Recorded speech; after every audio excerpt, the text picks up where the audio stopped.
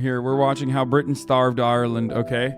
Throwing a fucking bone to This is a story about Ireland, and it's a story about an event that you've probably throwing a heard fucking bone. might not. Throwing a goddamn bone to the Irish, alright? It's time. It's much time for the about. fucking Irish to It's get a usually goddamn called bone. The Irish potato famine. For fucking once, In for most history fuck's books, sake. The Irish potato famine doesn't get a lot of attention. At most, it appears as a pretty simple story to explain Irish migration abroad. In the beginning, Irish people depended on the potato for food. Then there was a potato disease. Many Irish died, and others migrated abroad on what they called coffin ships to England, Scotland, Australia, and North America. But the story of the famine is a lot more complicated and a lot more disturbing than that. It was much less natural. And Bro, this is the most Irish looking dude I've ever seen. I know he's like, I mean, he might not even be Irish, but he just looks so incredibly Irish. much more artificial than you might think. And it all goes back to a man named Thomas Malthus. Malthus was a British economist, and in 1798, Malthus put forward an influential idea and a rather counterintuitive one. Malthus said that when food production increased, people were better off for a little. But that improvement led to an increase in population, which eventually caused societal problems. There were too many people and not enough food to go around. Poverty and famine were the natural results. Like animals, Malthus said, humans had a certain carrying capacity. Literally Thanos. Just Thanos. This is like where the Thanos snap comes from. Straight up. It's also incorrect. When it exceeded that carrying capacity, enough people would die to return the population to a natural equilibrium. So in the 19th century, that so-called Malthusian model became the conventional wisdom in European intellectuals. It led them to focus on what they called overpopulation and made them think of famine as nature reducing population to a sustainable level.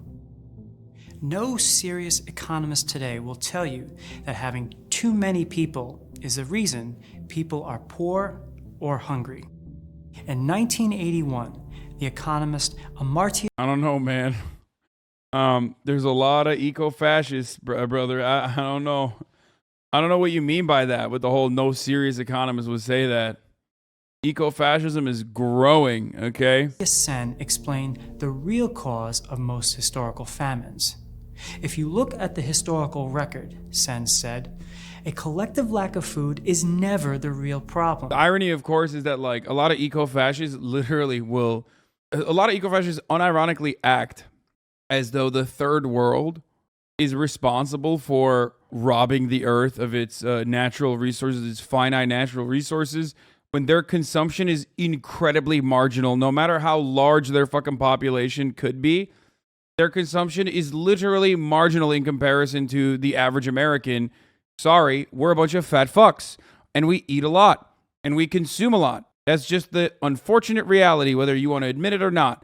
We in the Western world, we are not the productive forces on this planet, and we just consume. We are just a consumption engine. And ridiculous to assume that, like, you know, we need to do population control in Africa when, you know, we are the ones who are fucking consuming shit nonstop. Why make it about being fat? That's what you got out of this? The cause of famines, while it often has something to do with a decline in... Are you turning eco-fascist? No, I'm making fun of the eco-fascist. First and foremost, this overconsumption or we don't have enough resources to take care of everybody is bullshit regardless. But it's ridiculous to turn around and think that it's literally the fault of like African nations. Agricultural production is more related to the unequal distribution of food. There's enough food for everyone, but some people can't exchange what they have for that food. Sen found that famine is usually not the result of too little food, but of exploitation and unequal economic relations. Irish people were the other, against whom the British could define themselves. They were viewed as lazy, barbaric, barely human. Ireland itself was run as a colony for the emerging class of British capitalists. While England was rapidly becoming the wealthiest country in the world, Ireland was kept incredibly poor. The population was almost entirely composed of peasants. The large majority of all houses were huts made of mud. And the land those peasants lived on was owned almost entirely by absentee English landlords who never visited Ireland and extracted exorbitant amounts in rent. Even the British government regarded these landlords with disdain, calling them, quote, the most oppressive species of tyrant that has ever lent assistance to the destruction of a country. So most Irish people were on a treadmill of extreme poverty. They were the most destitute people in all of Europe. In many districts, one government report found, their only food is the... For the record, part of the reason why the Irish have a radical streak, and of course, on top of that, have been pretty solid defenders of Palestinian rights and liberation for a long time. Potato, their only beverage, water, a bed or blanket is a rare luxury. And that part about the potato is especially important. Ireland has a lot of fertile soil and a topography that is ideal for grazing cattle. But when the British came in and colonized Ireland, they systematically took that land and used it to produce beef for the domestic English market. And so the economically poor Irish turned to the potato, a versatile crop that could be grown in large numbers on bad soil. And while the potato was adaptable, it was also really unreliable. There had been widespread potato failures pretty much every other year in the 19th century. And in the Then why are a lot of Irish Americans so right-wing? Because they're fucking hogs, dude. They're not Irish anymore. They are centuries removed from colonial oppression. And also part of it is because they literally, in an effort to fit with America, decided to overcompensate when they originally were not felt or were not considered to be white as the rest of the whites, overcompensated by being police forces everywhere. Straight up, we're just like, oh yeah, well, you know, maybe if we just become the boot for the capital, we'll be accepted. And it was true. It was a good bargain. It did work. 1840s, a new potato disease, originally from North America, arrived in Europe.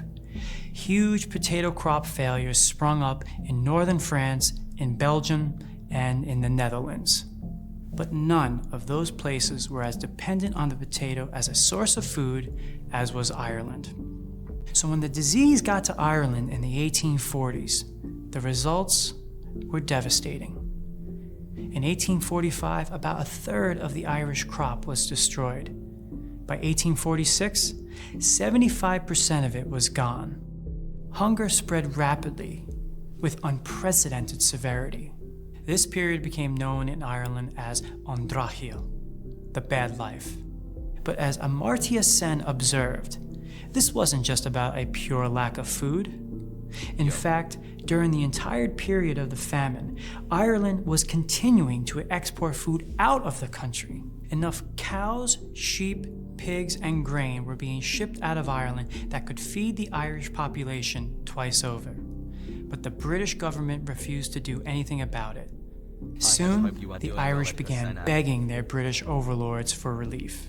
And early on, the Conservative Party government, then the representatives of the old British aristocracy, had a fairly sympathetic response. They bought food from America and brought it to Ireland, distributing it to the poor. But in 1846, a different party, the Whigs, came to power in Britain. And the Whigs did not have the sort of aristocratic paternalism that the Conservatives had. They were advocates of a philosophy called laissez-faire, the idea that the free market, left alone, would solve virtually any problem. Yeah. So the person they put in charge of Famously. famine relief in Ireland was a man named Charles Trevelyan. Trevelyan had been a colonial administrator in India, and he was a big believer in those Malthusian ideas about population. He didn't really want to stop the starvation. He thought it was, well, necessary. The famine, Trevelyan said, was, quote, an effective mechanism for reducing surplus population. He said, it was the judgment of God that sent the famine to teach the Irish a lesson. For the record, the reason why most people don't know about this or think about it on terms similar to, like, I don't know, genocidal dictatorships of the past 100 years is because the people perpetrating such genocide and man-made famine are not considered historical oppressors or took an L in the Cold War or took an L, luckily, in World War II. So that's the reason why, like, it's okay when, you know, the good guys do it. Straight up. The real evil, he said, is not the physical evil of the famine, but the moral evil of the selfish, perverse, and turbulent character of the Irish people. So Trevelyan's solution to the famine was to let it ride. The laissez-faire Whigs decided to change nothing. They refused to stop the movement of food to England and limited the amount of food they offered to the starving Irish people. The food that was being imported into Ireland was largely used not to feed the Irish, but to feed the cattle being slaughtered for British consumption.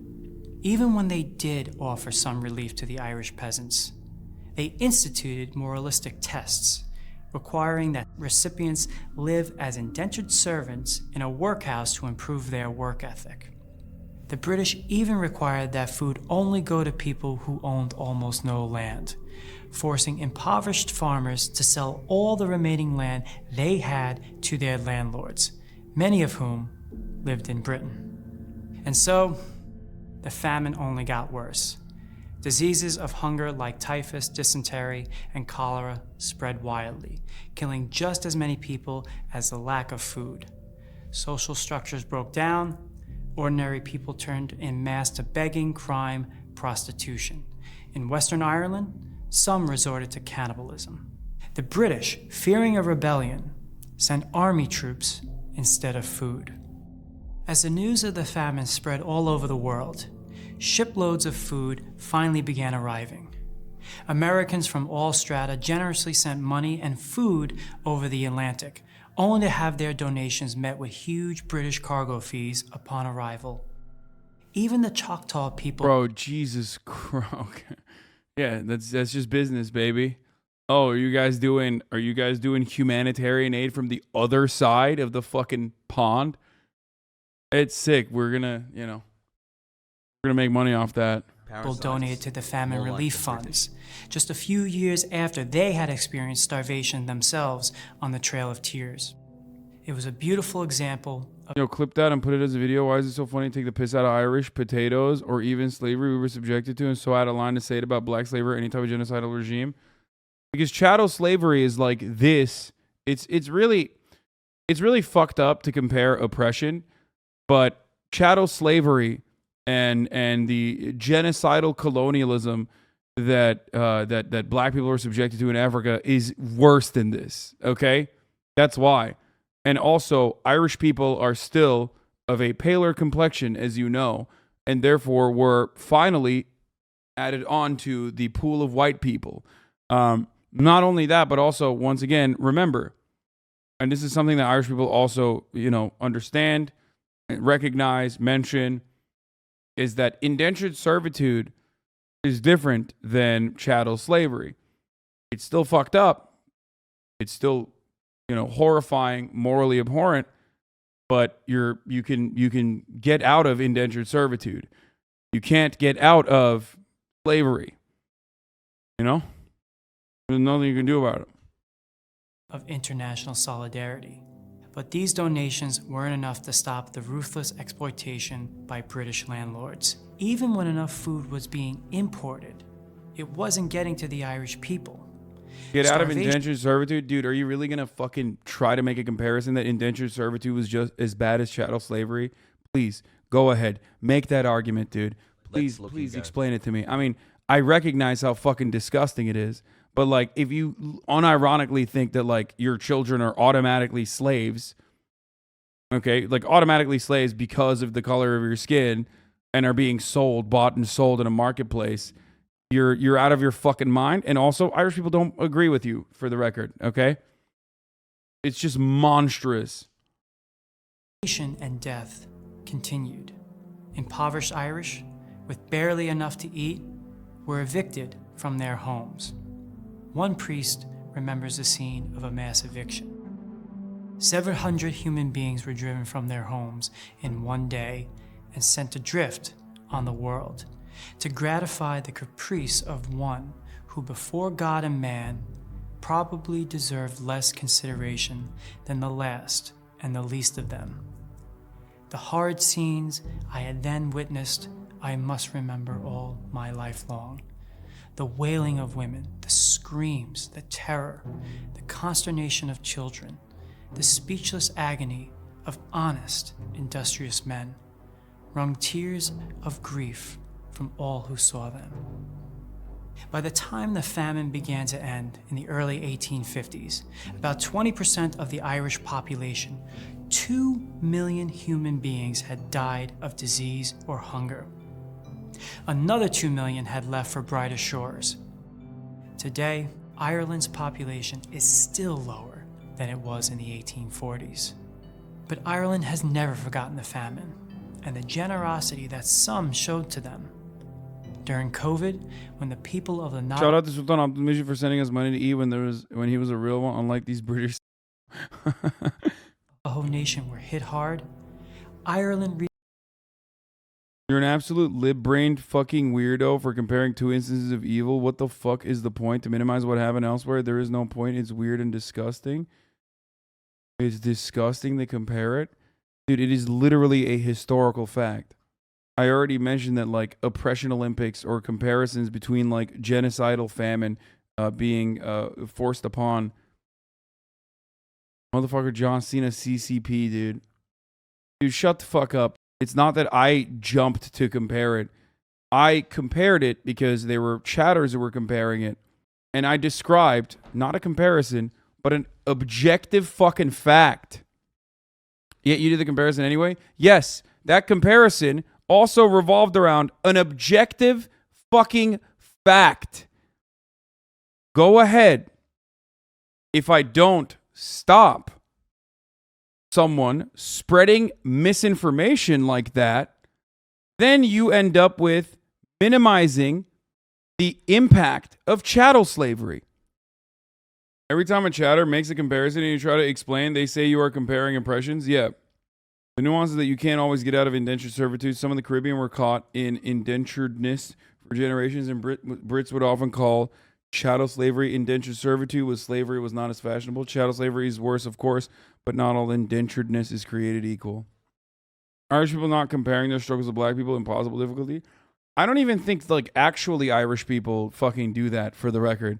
I think the people that do that are LARPers who are like 11 generations American Irish, who are like Joe Biden. You know what I mean? Brandon's not fucking Irish, but he claims he is. You know what I mean? Like, kiss me, I'm Irish, Jack. BBC, I'm Irish type Americans.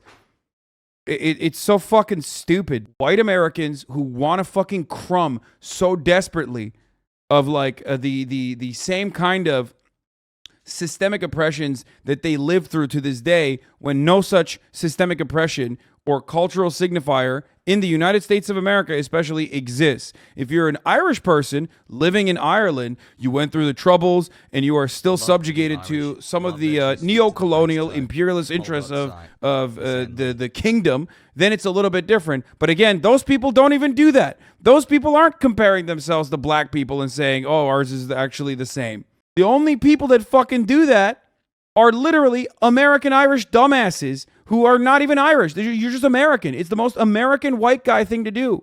Okay? Crying about your personal oppression and trying to compare it in a country where, you know, that went away. 8% of me is getting really worked up when hearing you talk about my Irish peoples this way. Google Boondock Saints. Yeah. That's crazy, man. The fuck's wrong with you? You Americans literally just have, like, straight up the worst kind of brain disease. You're the one minimizing literally right now because you feel the need to compare every human atrocity to chattel slavery. No one said that Irish oppression was comparable to chattel slavery besides the useless baiters in the chat that you replied to. You're the one No, I'm not minimizing it. I'm not minimizing it. I am addressing a chatter who compared it, but you're incredibly fucking butthurt because, again, you are not actually an Irish person. You are multiple generations removed and LARPing as an Irish person in the United States of America, and you desperately want to fucking feel a crumb, just a crumb of brownie points. That's precisely what it is. I can't, and ironically, I think you're doing it because you want to defend America too. This is Joe Biden's all these Irish posting right now. Yeah, BBC, I'm Irish.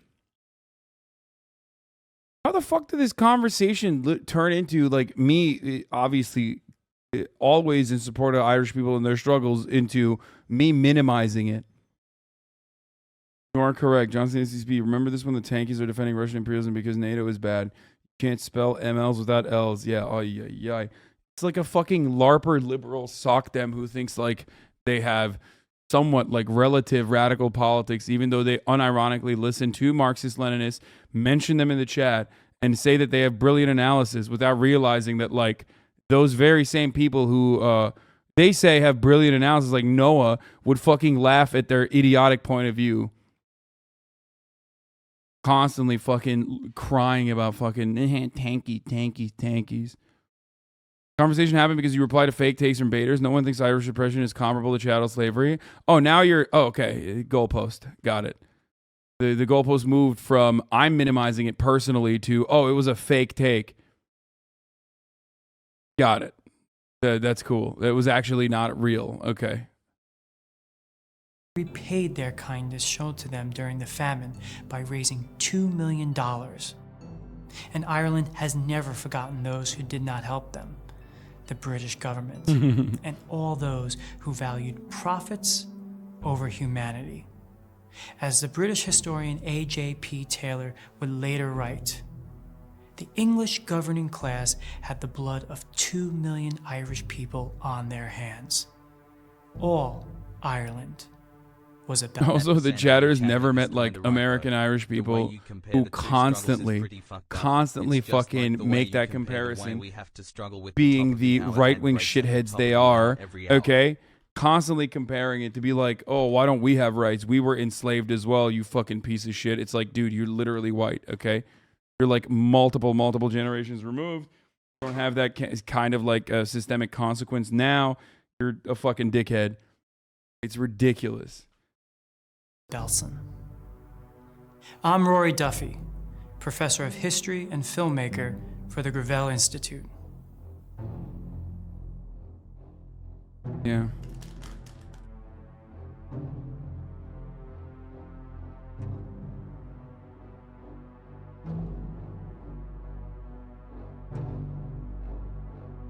Yeah, take the L, John Cena CCP. Isn't that what your kind debate lords say? Just take the L, brother.